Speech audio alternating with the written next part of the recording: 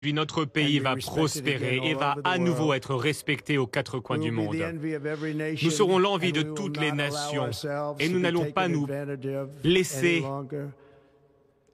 abuser. Pendant chaque jour, sous mon administration, très simplement, je placerai les États-Unis en premier.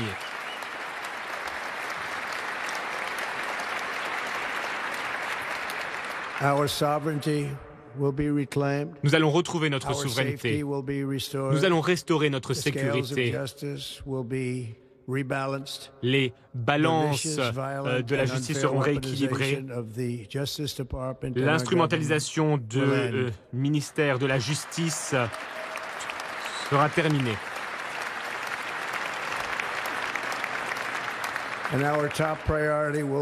Nos priorités absolues consisteront à créer une nation fière, prospère et libre.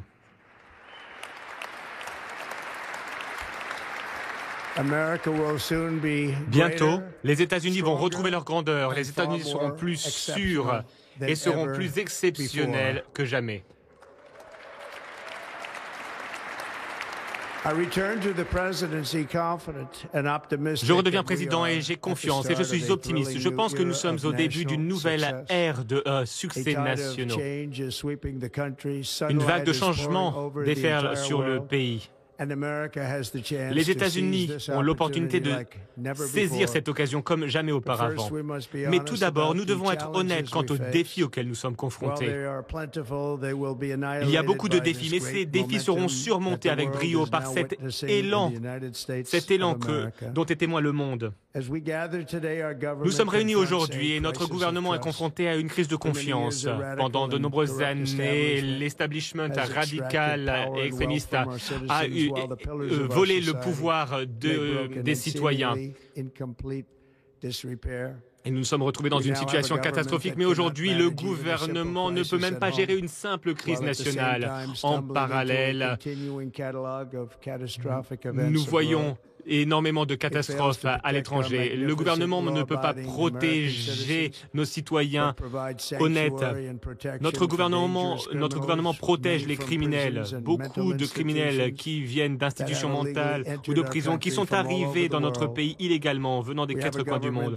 Nous avons un gouvernement qui a donné des financements illimités à la défense des frontières internationales, mais refuse de protéger les frontières nationales ou, plus important encore, protéger son propre peuple. Notre pays ne peut plus offrir des services de base lorsque nous en avons besoin en temps de crise. Nous l'avons vu récemment.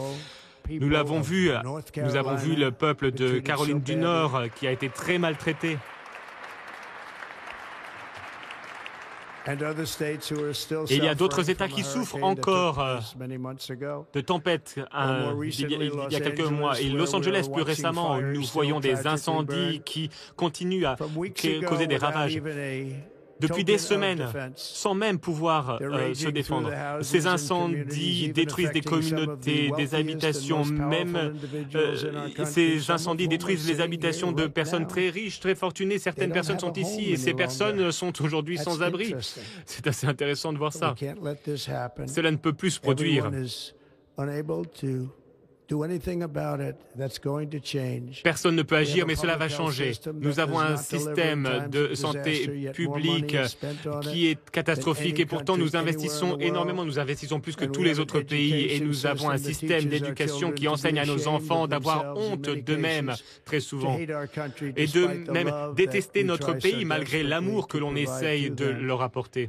Tout cela va changer à compter d'aujourd'hui. Et cela va changer très rapidement. J'ai aujourd'hui un mandat pour totalement transformer et inverser et lutter contre toutes les trahisons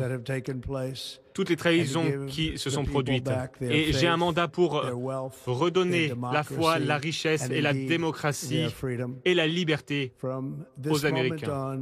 À compter d'aujourd'hui, le déclin de l'Amérique est terminé.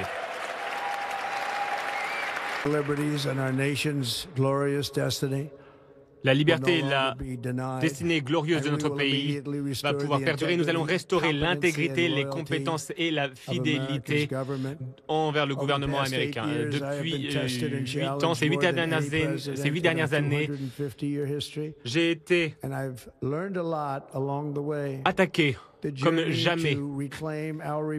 Et nous avons à présent le devoir de retrouver notre République. Retrouver notre République a été difficile. Les personnes qui souhaitent lutter contre nous ont essayé de me priver de mes libertés. Ils ont essayé de m'ôter la vie également.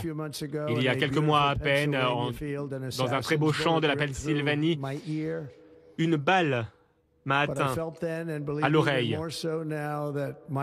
Mais je pense que ma vie a été sauvée pour une raison. J'en suis convaincu aujourd'hui. J'ai été sauvé par notre Seigneur qui veut que les États-Unis retrouvent leur grandeur. Avec des patriotes américains, nous allons relever chaque défi avec dignité, pouvoir et force. Nous allons agir rapidement pour retrouver espoir, prospérité, sécurité et paix pour les citoyens de toute race, de toute religion, de toute couleur, de toute croyance. Le 20 janvier 2025, pour les États-Unis, marque le jour de la libération. J'espère que cette élection présidentielle marquera l'histoire en tant qu'élection la plus importante de l'histoire de notre pays. Comme notre victoire l'a montré, toute notre nation se mobilise derrière un programme qui consiste à renforcer et à protéger toute notre population, les jeunes, les personnes âgées, les latino-américains, les afro-américains, les personnes vivant en ville, à la campagne. Et nous avons remporté la victoire dans les 7 swing states et nous avons remporté le vote populaire. Nous avons eu le plus grand nombre de voix avec une très grande marge. Aux Afro-Américains et aux Latinos, je tiens à vous remercier. Merci pour tout votre amour. Merci pour toute la confiance dont vous avez fait preuve, que vous m'avez témoigné à travers votre vote. Je ne l'oublierai jamais. J'ai entendu votre voix pendant ma campagne et j'ai hâte de travailler avec vous ces prochaines années. Aujourd'hui, c'est la journée de Martin Luther King et c'est un très bel honneur. Mais en son honneur, nous allons travailler ensemble pour concrétiser son rêve. Notre pays, nous n'oublierons pas notre Constitution et nous n'oublierons pas notre Dieu. Impossible. Pour commencer, je vais déclarer un état d'urgence national au niveau de notre frontière sud. Grâce à ces décrets, nous allons également nommer les cartels comme des organisations terroristes étrangères. En invoquant la loi de 1798 sur les sans-papiers, je vais utiliser ou je vais demander aux différentes forces des différents niveaux de gouvernement, je vais leur demander de lutter contre ces organisations criminelles qui minent nos villes et nos banlieues.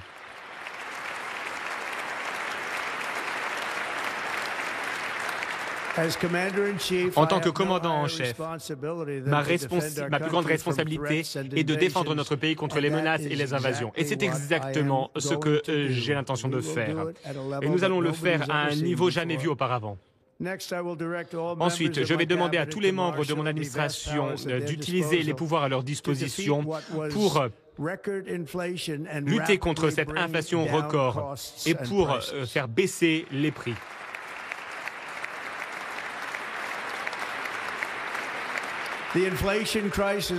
Cette crise de l'inflation a été causée par trop de dépenses et par une explosion du prix de l'énergie. Voilà pourquoi je vais également déclarer un état d'urgence énergétique. Nous allons forer et encore forer. Les États-Unis vont être une nation manufacturière à nouveau. Et nous avons quelque chose qu'aucune autre nation manufacturière n'aura jamais, à savoir la plus grande quantité de pétrole et de gaz au monde. Et nous allons nous en servir. Nous serons à nouveau une nation riche. Et c'est cet or liquide sous nos pieds qui va nous aider. Grâce à mes actions, nous allons mettre un terme au nouveau deal vert et nous allons révoquer ce mandat sur les véhicules électriques.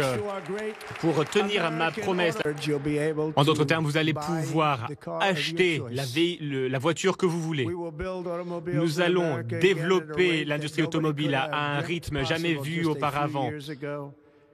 Et je tiens à remercier les constructeurs automobiles de notre pays. Merci beaucoup pour votre vote de confiance. Nous avons eu de très bons résultats dans cette population. Je vais immédiatement lancer la transformation de notre système commercial pour protéger les travailleurs et les familles américaines.